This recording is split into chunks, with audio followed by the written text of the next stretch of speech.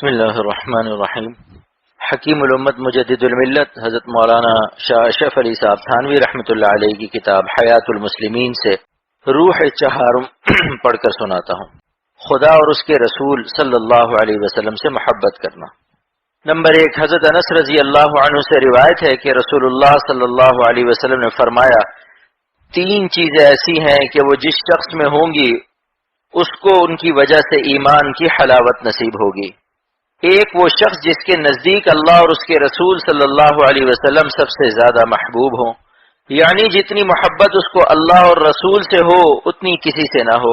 اور ایک وہ شخص جس کو کسی بندے سے محبت ہو محض اللہ ہی کے لیے محبت ہو، یعنی کسی دنیاوی غرض سے نہ ہو، محض اس وجہ سے محبت ہو کہ وہ شخص اللہ والا ہے۔ اور ایک وہ شخص جس کو اللہ تعالیٰ نے کفر سے بچا لیا ہو، خواہ پہلے ہی بچائے رکھا ہو، خواہ کفر سے توبہ کر لی اور بچ گیا، اور اس بچا لینے کے بعد وہ کفر کی طرف آنے کو اس قدر ناپسند کرتا ہے جیسے آگ میں ڈالے جانے کو ناپسند کرتا ہے۔ روایت کیا ہے اس کو بخاری و مسلم نے۔ نمبر 2، نیز حضرت انس رضی اللہ عنہ سے روایت ہے کہ ارشاد فرمایا رسول اللہ صلی اللہ علیہ وسلم نے کہ تم میں کوئی شخص پورا ایماندار نہیں ہو سکتا جب تک کہ میرے ساتھ اتنی محبت نہ رکھے کہ اپنے والدین سے بھی زیادہ اور اپنی اولاد سے بھی زیادہ اور سب آدمیوں سے بھی زیادہ۔ روایت کیا اس کو بخاری و مسلم نے۔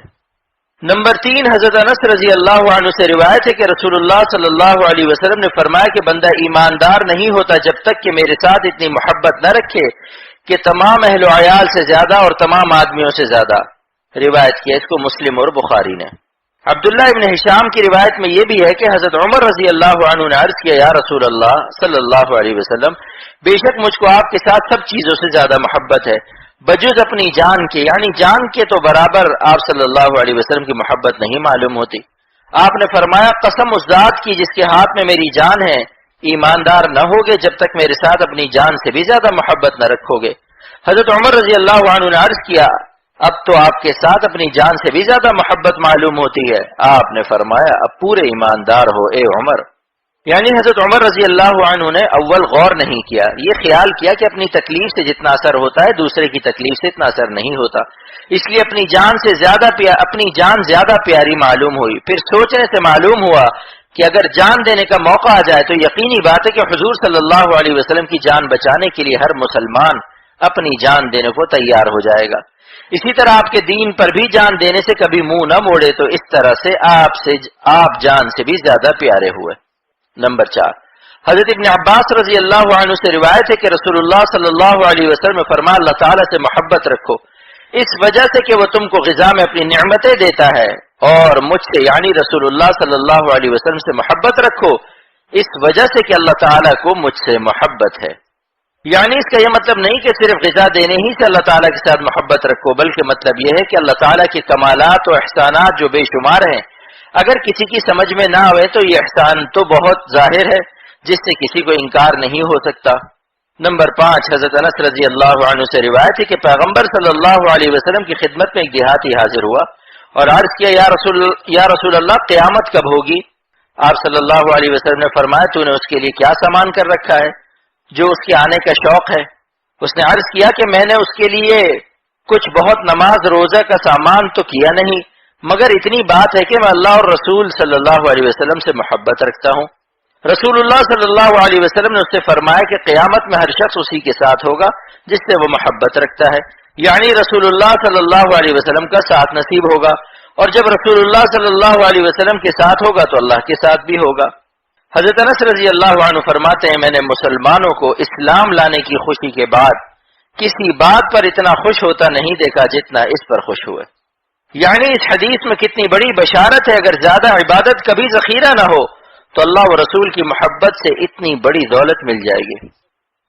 نمبر 6، حضرت ابو ذر غفاری رضی اللہ عنہ سے روایت ہے کہ رسول اللہ صلی اللہ علیہ وسلم نے نماز تہجد میں ایک آیت میں تمام رات گزار کر صبح کر دی۔ وہ آیت یہ ہے، ان تعذبہم فإنہم عبادک وإن تغفر لہم فإنک انت العزیز الحکیم۔ آیت مذکورہ کا ترجمہ یہ ہے کہ اے پروردگار، اگر آپ ان کو عذاب دیں تو وہ آپ کے بندے ہیں، آپ کو ان پر ہر طرح کا اختیار ہے، اور اگر آپ ان کی مغفرت فرمائیں تو آپ کے نزدیک کچھ مشکل کام نہیں، کیونکہ آپ زبردست ہیں، بڑے سے بڑا کام کر سکتے ہیں اور حکمت والے ہیں، گنہگاروں کو بخش دینا بھی حکمت سے ہوگا۔ یعنی شیخ دہلوی نے مشکات کے حاشیے میں کہا ہے کہ اس آیت کا مضمون حضرت عیسیٰ علیہ السلام کا قول ہے اپنی قوم کے معاملے میں، اور غالباً رسول اللہ صلی اللہ علیہ وسلم نے اس سے اپنی امت کی حالت حضور حق میں پیش کر کے ان کے لیے مغفرت کی دعا و درخواست کی۔ فقط شیخ نے یہ لفظ غالباً احتیاط کے لیے فرمایا، ورنہ دوسرا احتمال ہو ہی نہیں سکتا۔ تو دیکھیے رسول اللہ صلی اللہ علیہ وسلم کو اپنی امت کے ساتھ کتنی بڑی شفقت ہے کہ تمام رات کا آرام اپنی امت پر قربان کر دیا اور ان کے لیے دعا مانگتے رہے اور سفارش فرماتے رہے۔ کون ایسا بے حس ہوگا اتنی بڑی شفقت سن کر پھر بھی آپ صلی اللہ علیہ وسلم پر عاشق نہ ہو جائے۔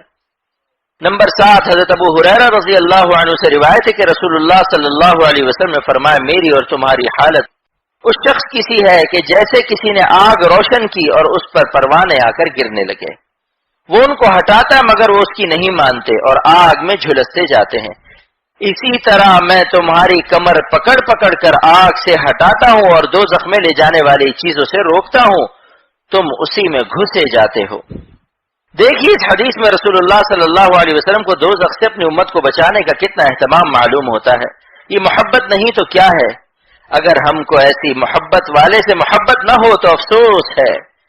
نمبر 8، حضرت عباس بن مروان سے روایت ہے کہ رسول اللہ صلی اللہ علیہ وسلم نے اپنی امت کے لیے عرفہ کی شام کو مغفرت کی دعا فرمائی۔ آپ صلی اللہ علیہ وسلم کو جواب دیا گیا، میں نے ان کی مغفرت کر دی بجز حقوق العباد کے، اس میں ظالم سے مظلوم کا بدلہ ضرور لوں گا اور بدون عذاب مغفرت نہ ہوگی۔ آپ نے عرض کیا ہے پروردگار، اگر آپ چاہیں تو مظلوم کو اس کے حق کا عوض جنت سے دے کر ظالم کی مغفرت فرما سکتے ہیں، مگر اس شام کو یہ دعا قبول نہیں ہوئی۔ پھر جب مزدلفہ میں آپ صلی اللہ علیہ وسلم کو صبح ہوئی تو آپ صلی اللہ علیہ وسلم نے پھر وہی دعا کی اور آپ صلی اللہ علیہ وسلم کی درخواست قبول ہو گئی۔ بس آپ ہنسے اور حضرت ابو بکر اور حضرت عمر رضی اللہ عنہما کے پوچھنے پر آپ نے فرمایا، جب ابلیس کو معلوم ہوا کہ اللہ تعالیٰ نے میری دعا قبول کر لی، میری امت کی مغفرت فرما دی، تو خاک لے کر اپنے سر پہ ڈالتا تھا اور ہائے وائے کرتا تھا۔ مجھ کو اس کا اضطراب دیکھ کر ہنسی آ گئی۔ روایت کیا اس کو ابن ماجہ نے اور اس کے قریب بیہقی نے۔ مگر اس کا یہ مطلب نہیں کہ حقوق العباد علی الاطلاق بدون سزا معاف ہو جائیں گے، اور نہ یہ مطلب ہے کہ خاص حج کرنے سے بدون سزا معاف ہو جائیں گے، بلکہ قبل اس دعا کے قبول ہونے کے دو احتمال تھے۔ ایک یہ حقوق العباد کی سزا میں جہنم میں ہمیشہ رہنا پڑے، دوسرا یہ کہ گو جہنم میں ہمیشہ رہنا نہ ہو لیکن سزا ضرور ہو۔ اب اس دعا کے قبول ہونے کے بعد دو وعدے ہو گئے، ایک یہ کہ بعد سزا کبھی نہ کبھی ضرور نجات ہو جائے گی، دوسرا یہ کہ بعض دفعہ بدون سزا بھی اس طور پر نجات ہو جائے گی کہ مظلوم کو نعمتیں دے کر اس سے راضی نامہ دلوا دیا جائے گا۔ یعنی آپ کو اس قانون کی منظوری لینے میں کس قدر فکر اور تکلیف ہوئی، کیا اب بھی قلب میں آپ کی محبت کا جوش نہیں اٹھتا؟ نمبر 9، حضرت عبداللہ ابن عمرو بن العاص رضی اللہ عنہ سے روایت ہے جس کا حاصل یہ کہ رسول اللہ صلی اللہ علیہ وسلم نے وہ آیتیں پڑھی جن میں حضرت ابراہیم علیہ السلام اور حضرت عیسیٰ علیہ السلام کی دعائیں اپنی اپنی امت کے لیے مذکور ہیں، اور دعا کے لیے اپنے دونوں ہاتھ اٹھائے اور عرض کیا، اے اللہ میری امت۔ حق تعالی نے فرمایا، جبرائیل محمد صلی اللہ علیہ وسلم کے پاس جاؤ اور یوں تو تمہارا پروردگار جانتا ہی ہے، ان سے پوچھو آپ کے رونے کا سبب کیا ہے۔ انہوں نے آپ صلی اللہ علیہ وسلم سے پوچھا، رسول اللہ صلی اللہ علیہ وسلم نے جو کچھ کہا تھا ان کو بتلایا۔ حق تعالی نے جبرائیل علیہ السلام سے فرمایا، محمد صلی اللہ علیہ وسلم کے پاس جاؤ اور کہو کہ ہم آپ صلی اللہ علیہ وسلم کو آپ صلی اللہ علیہ وسلم کی امت کے معاملے میں خوش کر دیں گے اور رنج نہ دیں گے۔ ابن عباس رضی اللہ عنہما کا قول ہے کہ آپ تو کبھی بھی خوش نہ ہوں گے اگر آپ کی امت میں سے ایک آدمی بھی دوزخ میں رہے، اور اللہ تعالیٰ نے وعدہ فرمایا ہے آپ صلی اللہ علیہ وسلم کے خوش کرنے کا، تو انشاءاللہ تعالیٰ آپ صلی اللہ علیہ وسلم کا ایک امتی بھی دوزخ میں نہ رہے گا۔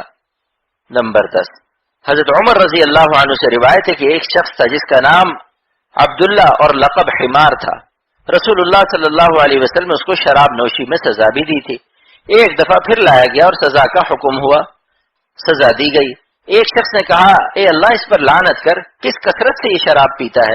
رسول اللہ صلی اللہ علیہ وسلم نے فرمایا، اس پر لعنت نہ کرو، واللہ میرے میرا یہ علم ہے کہ یہ خدا اور رسول صلی اللہ علیہ وسلم سے محبت رکھتا ہے. یعنی خدا اور رسول صلی اللہ علیہ وسلم سے محبت رکھنے کی کتنی قدر فرمائی گئی کہ اتنا بڑا گناہ کرنے پر بھی اس پر لعنت کی اجازت نہیں دی گئی. یہ ہے آپ صلی اللہ علیہ وسلم کی شفقت. اللہ پاک عمل کے